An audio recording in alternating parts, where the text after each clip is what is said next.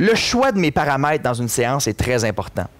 S'assurer que l'individu respecte les différents paramètres qu'on a vus dans les tableaux de prescription. Pourquoi? Parce que pas assez rapide nous amène une diminution des adaptations périphériques. Et même centrales, en fait. Parce que lorsqu'on n'a pas de... en fait, sur les aspects périphériques, on va avoir moins de bénéfices sur les aspects complémentaires. Par exemple, notre première phase d'accélération. Si je ne cours pas assez vite, mais ma première phase d'accélération, elle ne sera pas suffisante pour créer des adaptations qui seraient reliées à ce démarrage-là, à ce départ-là. Alors que c'est très important d'avoir dans les sports d'équipe cet aspect réactif-là. Au niveau de la composante centrale aussi, hein? Au niveau de la composante centrale, être pas assez rapide va moins stimuler le système cœur-poumon. Être trop rapide. Et puis ça, c'est l'erreur que bien des gens font, surtout dans le sport d'équipe où est-ce qu'on est habitué de pousser les gens à leur max. Être trop rapide, c'est pas mieux. Être trop rapide, première chose, c'est que ça ne nous permet pas de maintenir la même intensité sur tous les efforts.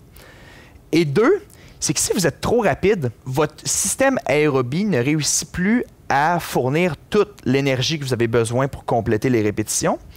Et ce que vous allez faire, c'est que vous allez tomber rapidement dans le système anaérobie. Ça veut dire que vous allez utiliser d'autres mécanismes. Est-ce que c'est mauvais? Non. Mais est-ce que c'est le but de votre séance? Non plus. Donc, si le but de votre séance, c'est de travailler l'aspect cardiovasculaire, parce qu'on a vu qu'il est vraiment important pour les aspects de récupération, pour le fait de maintenir une même puissance de travail pendant tout un entraînement ou tout un match, bien là, vous n'êtes plus dans cet objectif-là, parce que vous travaillez votre système anaérobie. Et vous avez besoin d'en faire des séances de capacité à répéter des sprints, capacité à répéter des sauts, capacité à maintenir des efforts courts et intenses. Mais dans l'objectif d'une séance où est-ce qu'on veut travailler l'aspect cardiovasculaire, le système aérobie, on est un peu à côté de notre objectif. Okay? Donc, il faut faire attention à la sollicitation puis à l'encouragement d'aller trop vite. On s'entend, 125% de la VAM, c'est quand même une bonne intensité, là. Normalement, les individus, les athlètes, quand ils font ça, ils sont capables de se sentir fatigués.